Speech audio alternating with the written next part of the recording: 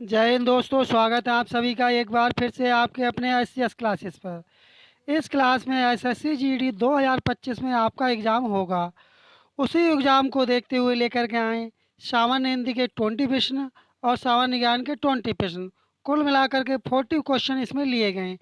और इससे पहले आपको 7 क्लासेस आपको करा चुके हैं प्रीवियस ईयर के, और आपको प्रीवियस ईयर की क्लासेस देखना ज़रूरी होता है, क्योंकि इससे हमें यह पता चल जाता है कि किस तरह के प्रश्न पूछे गए थे और आने वाले समय में किस तरह के प्रश्न पूछे जाएंगे। इसलिए आप क्लास को पूरा देखें, आप लोग कहीं से भी स्किप ना करें। बढ़ते हैं अपने पहले प्रश्न की तरफ। पहला प्रश्न देखते हैं क्या पूछा गया था 2024 में एसएससी जीडी के पेपर में। बढ़ते हैं पहले प्रश्न की तरफ। पहला प्रश्न पूछा गया था कि फुटबॉल की विशेषताओं में से एक है उसकी परिधि डैश के बीच होनी चाहिए। अर्थात जो उसकी जो परिधि है किसके बीच में होनी चाहिए। तो अब ये किसके बीच में होनी चाहिए, ये होनी चाहिए 68 सेंटीमीटर से लेकर के और 70 सेंटीमीटर के बीच में होनी चाहिए। किसकी? फुटबॉल की। बढ़ते हैं अपने अगले प्रश्न की तरफ। अगला प्रश्न है कि राज्यसभा की अधिकतम सदस्य संख्या कितनी होती है तथा राष्ट्रपति द्वारा कितने सदस्यों को मनोनीत किया जाता है। अर्थात अधिकतम संख्या कितनी होती है और राष्ट्रपति के द्वारा कितने सदस्यों को मनोनीत किया जाता है। बताएं कितने किया जाता है। इसका सही जवाब क्या होगा? इसका सही जवाब होगा जो अधिकतम संख्या होती है राज्यसभा की सदस्यों की, वो होनी चाहिए 250 होती है। कितनी? 250 होती है। और राष्ट्रपति कितने सदस्यों को मनोनीत करता है? वह करता है 12 सदस्यों के लिए। इसलिए इसका सही जवाब होगा थर्ड वाला ऑप्शन। बढ़ते हैं अपने अगले प्रश्न की तरफ। अगला प्रश्न है कि गौतम बुद्ध ने अपनी शिक्षा सामान्य लोगों की डैश भाषा में दी थी। अर्थात जो गौतम बुद्ध ने जो शिक्षा दी थी, जो प्रवचन किए थे, वह किस भाषा में किए थे, ये पूछा गया है। ये थी, इनकी भाषा थी प्राकृत भाषा। ये जो प्रश्न है कई बार पूछा जा चुका है, इसलिए आगे भी पूछे जाने की इसकी संभावना है। और आपको क्लास कैसी लग रही कमेंट बॉक्स में अवश्य बताएं। और यदि आपको क्लास अच्छी लग रही हो और चैनल पर नए हो, अभी तक चैनल को सब्सक्राइब नहीं किए हैं, तब आप लोग चैनल को सब्सक्राइब कर लें और वीडियो को लाइक कर दें और अपने साथियों को भी शेयर करें, जिससे वो भी इस क्लास का लाभ ले सकें। अगला प्रश्न है कि लक्ष्य सेन, क्या नाम है लक्ष्य सेन, किस खेल के खिलाड़ी हैं। अर्थात जो लक्ष्य सेन है वो किस खेल को खेलते हैं? क्रिकेट को, कबड्डी को, बैडमिंटन को या टेबल टेनिस को। तो अब ये कौन सा खेल खेलते हैं लक्ष्य सेन? बताएं आप लोग कमेंट बॉक्स में कि लक्ष्य सेन कौन सा खेल खेलते हैं। ये खेलते हैं बैडमिंटन।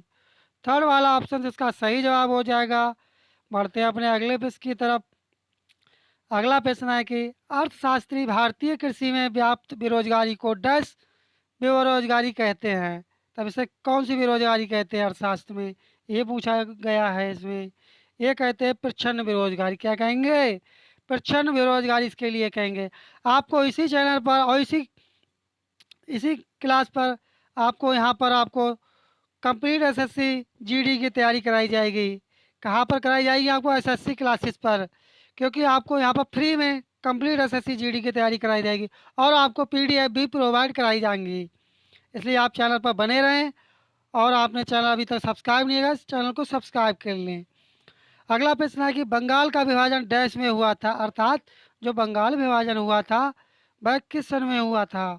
वह किस सन में हुआ था? ये हुआ था बंगाल विभाजन जो हुआ था वह 1905 में हुआ था। जब बंगाल विभाजन हुआ था तब गवर्नर कौन था? ये आप कमेंट बॉक्स में बताएं।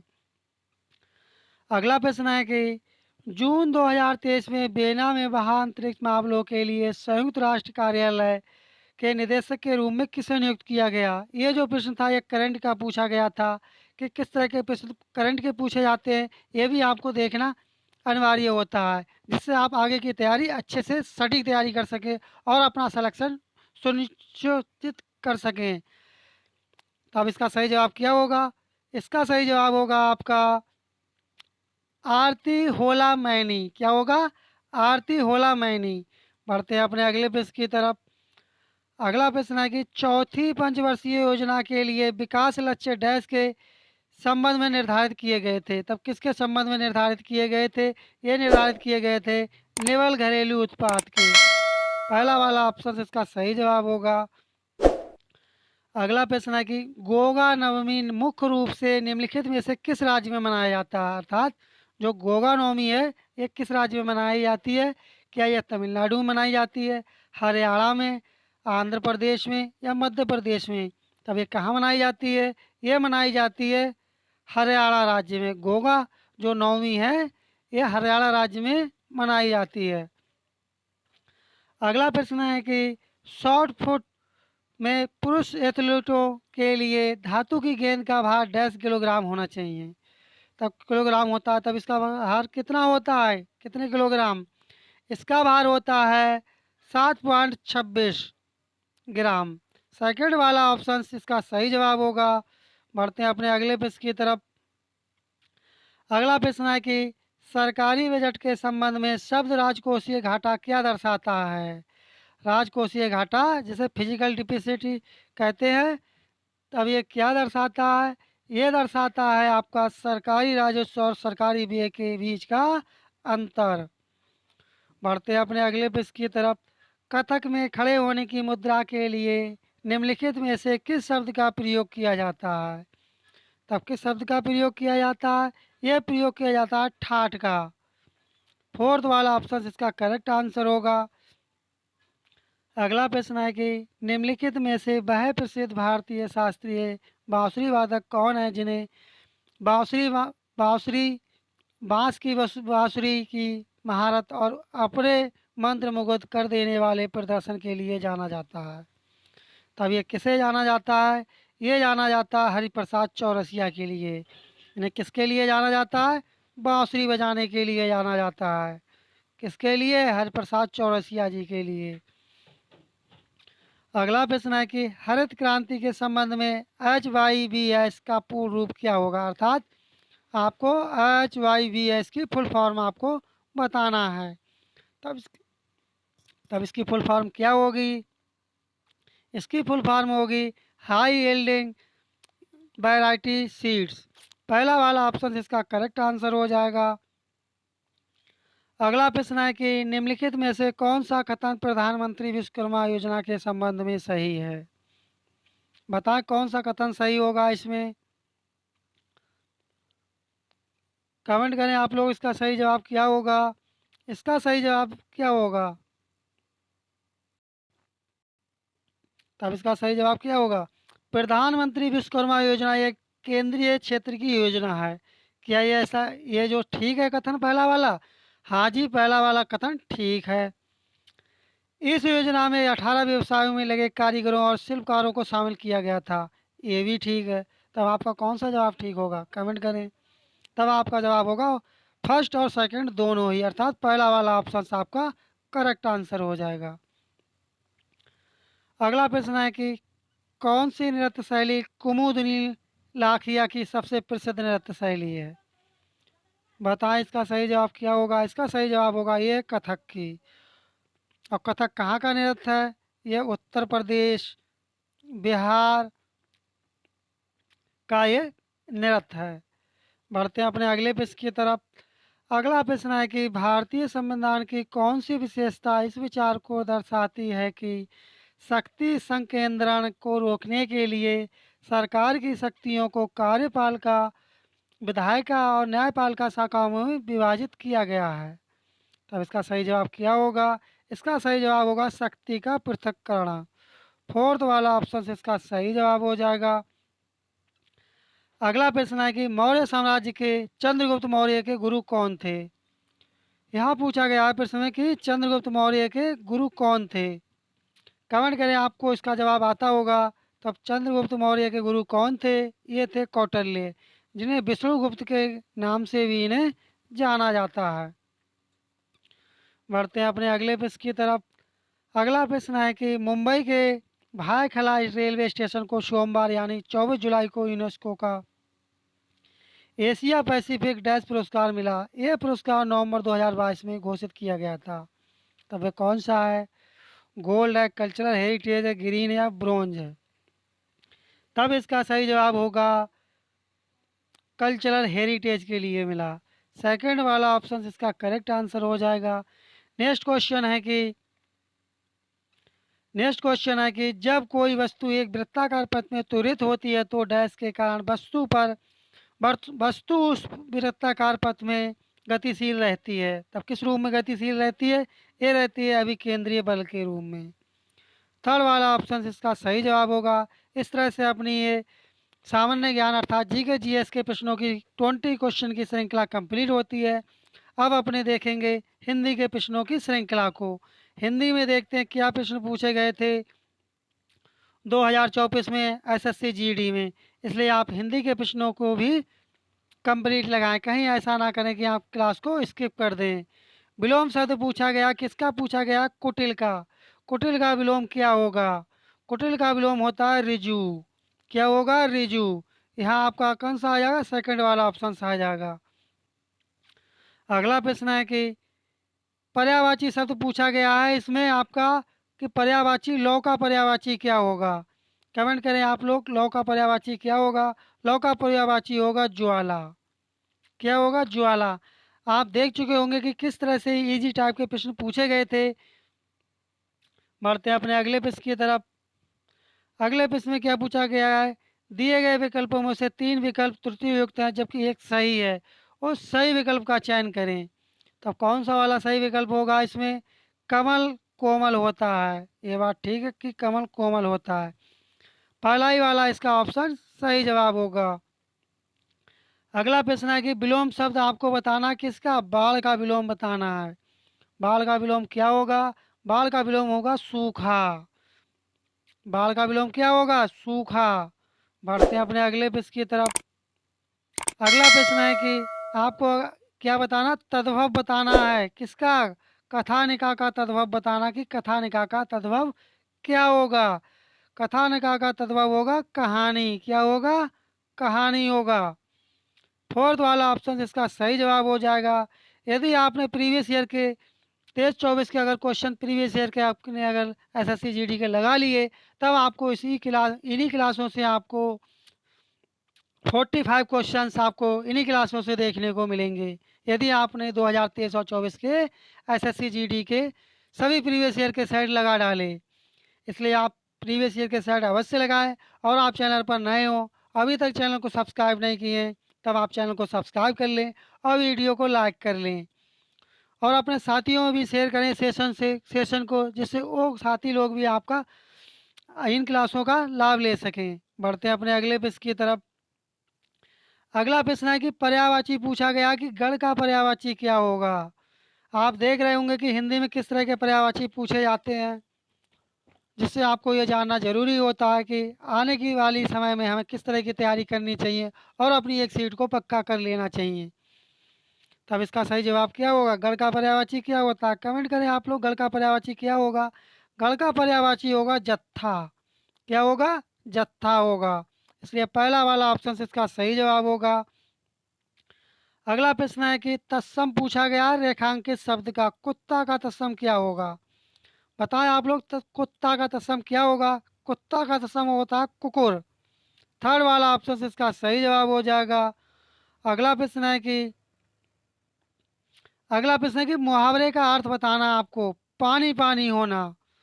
आपने सुना होगा कि वह पानी पानी हो गया या वह पानी पानी हो गई। तब इसका अर्थ क्या होगा? पानी पानी होना। कमेंट करें आप लोग, इसका सही जवाब क्या होगा? इसका सही जवाब होगा पानी पानी होना, बहुत लज्जित होना। क्या होना? बहुत लज्जित होना। पहला वाला ऑप्शन इसका सही जवाब हो जाएगा। अगला प्रश्न है कि सायंकाल के समय इस रेखांकित शब्द का क्या बताना है? जवाब देना है कि दिए गए वाक्य में रेखांकित शब्दों के लिए सही शब्दों वाले विकल्प का चयन करें। किसका? सायंकाल के समय को क्या कहेंगे? बताएं इसका सही जवाब क्या होगा? इसका सही जवाब होगा वह सायंकाल आया था, वह जब मैं नहीं था। पहला वाला ऑप्शन इसका सही जवाब हो जाएगा। बढ़ते हैं अपने अगले प्रश्न की तरफ। अगला प्रश्न अपना है कि एक सार्थक शब्द बताना है। किसका? तुलना किसी से नहीं की जा सकती है। तब इसका सार्थक क्या होगा? सार्थक शब्द इसका सार्थक शब्द होगा अतुलनीय। जिसकी तुलना ना की जा सके उसे क्या कहेंगे? अतुलनीय कहेंगे। अगला प्रश्न है कि इसमें मुहावरा पूछा गया, जी का जंजाल होना। आपको किसका बताना है? जी का जंजाल होना। इसका अर्थ क्या होगा जी का जंजाल होना? कमेंट करें आप लोग फटाफट। इस प्रश्न का ज़्यादातर सही जवाब आप लोग बता रहे हैं कमेंट बॉक्स में। बताएं इसका सही जवाब क्या होगा आप लोग। जी का जंजाल होना इसका अर्थ क्या होगा? मुहावरा अर्थ इसका होगा व्यर्थ की परेशानी। कहते हैं कि ना जी का जंजाल हो गया, अर्थात व्यर्थ की परेशानी हो गई। अगला प्रश्न है, रेखांकित भाग के लिए एक शब्द ज्ञात कीजिए। शिव भक्त। क्या चीज़? शिव भक्त के लिए क्या कहेंगे एक शब्द में? किसे शिव भक्त के लिए क्या कहते हैं? तो अब एक शब्द में शिव भक्त के लिए क्या कहेंगे? उसे कहेंगे साहेब कहेंगे। ये प्रश्न जो है कई बार पूछा जा चुका है। अगला प्रश्न है कि सही वर्तनी बतानी किसकी? उपदेश की सही वर्तनी बताने की। उपदेश किस तरह से लिखा जाता है? कमेंट बॉक्स भर दीजिए आपकी। उपदेश किस तरह से लिखा जाता है? कमेंट करें आप लोग, उपदेश किस तरह से लिखा जाता है? उपदेश जो लिखा जाता है इस तरह से लिखा जाता है। क्या लिखा जाता है? उपदेश। तब कौन सा ठीक हो जाएगा? सेकंड वाला ऑप्शन आपका सही जवाब हो जाएगा। अगला प्रश्न है कि आपको सही पुल्लिंग रूप वाला विकल्प हो। हमारे पड़ोस में एक बड़े ही डैश व्यक्ति रहते हैं, तब इसका पुल्लिंग सही पुल्लिंग क्या होगा? तब इसका सही पुल्लिंग क्या होगा? इसका सही पुल्लिंग होगा विद्वान। थर्ड वाला ऑप्शन इसका सही जवाब हो जाएगा। अगला प्रश्न है कि सही वर्तनी बताने किसकी? रक्षक की सही वर्तनी बताना। बताएं आप लोग कमेंट बॉक्स में कि रक्षक किस तरह से लिखा जाएगा। रक्षक आपका दिखाया जाता है रा और छा और का। क्या हो जाएगा? रक्षक। तब कौन सा वाला ऑप्शन ठीक हो जाएगा? सेकेंड वाला ऑप्शन आपका सही जवाब होगा। आपके एसएससी जीडी के पेपर में जो 2025 में होने जा रहा है उसमें आपको एक गद्यांश मिलेगा और इंग्लिश में कंपेरिजन कहते हैं। वो गद्यांश इसमें 5 रिक्त स्थान होंगे और जो विकल्प दे रखे होंगे ऑप्शंस उनसे आपको पूर्ति करनी होगी। उनमें से आपको यह बताना कि कौन सा वाला ऑप्शन इसका ठीक जवाब होगा। बढ़ते हैं अपने ऑप्शन की तरफ। आईआईटी कानपुर ने दावा किया है कि उसके पास दिल्ली में क्लाउड सीडिंग के जरिए डैश बारिश कराने की। तब इसका सही जवाब क्या होगा? तब इसका सही जवाब क्या होगा? इसका सही जवाब होगा कृत्रिम। यहाँ पर क्या आ जाएगा? पहले के स्थान पर आपका आ जाएगा कृत्रिम, इसका सही जवाब होगा। बढ़ते हैं अगले पेज की तरफ। अब सेकंड में आपको बताना है कि जो सेकंड जो आप ऑप्शन देख रहे हैं यहाँ पर क्या आएगा? बारिश करानी की है। तो अब यहाँ पे आपका क्या आएगा? यहाँ पे आएगा क्षमता। क्या है? उनकी क्षमता है बारिश कराने की। कौन सी बारिश? कृत्रिम बारिश कराने की क्षमता है। अगला प्रश्न है कि जो आप अब ये आप थर्ड देख रहे हैं यहाँ पे क्या आएगा? कृत्रिम बारिश कराना एक वैज्ञानिक डैश है। क्या है? वैज्ञानिक एक क्या है? बताएं आप लोग, वैज्ञानिक एक क्या है? कमेंट करें आप लोग, इसका सही जवाब क्या होगा? इसका सही जवाब होगा प्रक्रिया है। क्या चीज़ है? कृत्रिम प्रक्रिया है। यहाँ पर आपका आ जाएगा प्रक्रिया आ जाएगा। अगला प्रश्न है कि फोर्थ नंबर के स्थान पर आपका क्या आएगा? है इसकी मौसम के खास हालात पर। तब बताएं आप, कमेंट करें इसका सही जवाब क्या होगा? इसका सही जवाब होगा सफलता। यहाँ क्या आ जाएगा फोर्थ के स्थान पर? सफलता। बहुत ही इजी पेपर आता है एसएससी जीडी का। यदि आपने अगर तैयारी कर ली अभी से और आप चैनल से जुड़े रहे तब आपको सिलेक्शन से होने से कोई आपको नहीं रोक सकता है। अब फिफ्थ वाला आप देख रहे हैं कि मौसम के खास हालात पर डैश करती है। तब क्या करती है? बताएं क्या करती है? ये करती है निर्भर करती है। थर्ड वाला ऑप्शन से इसका सही जवाब हो जाएगा। आपको क्लास कैसी लगी कमेंट बॉक्स में अवश्य बताएं। यदि आपको क्लास अच्छी लगी हो, सेशन अच्छा लगा हो, तब आपने अभी तक चैनल पर नए हो, चैनल सब्सक्राइब नहीं किया, चैनल को आप लोग सब्सक्राइब कर लें। क्योंकि यहाँ पर आपको कंप्लीट 2023 और 24 के एसएससी जीडी के जो प्रीवियस ईयर में पेपर हुए थे वो कंप्लीट आपको यहाँ पर कराए जाएंगे। और कंप्लीट आपको जीके जीएस और हिंदी मैथ और रीजनिंग की क्लासें आपको फ्री में प्रोवाइड कराई जाएंगी, वो भी पीडीएफ के साथ कराई जाएंगी। इसलिए आप चैनल को सब्सक्राइब कर लें, वीडियो को लाइक कर लें और नोटिफिकेशन बेल आइकन आप लोग दबाना ना भूलें, जिससे आपको समय समय पर इम्पोर्टेंट क्लासों का नोटिफिकेशन समय से प्राप्त हो सके। मिलते हैं जल्द ही नेक्स्ट क्लास में, तब तक के लिए धन्यवाद। जय हिंद, जय भारत।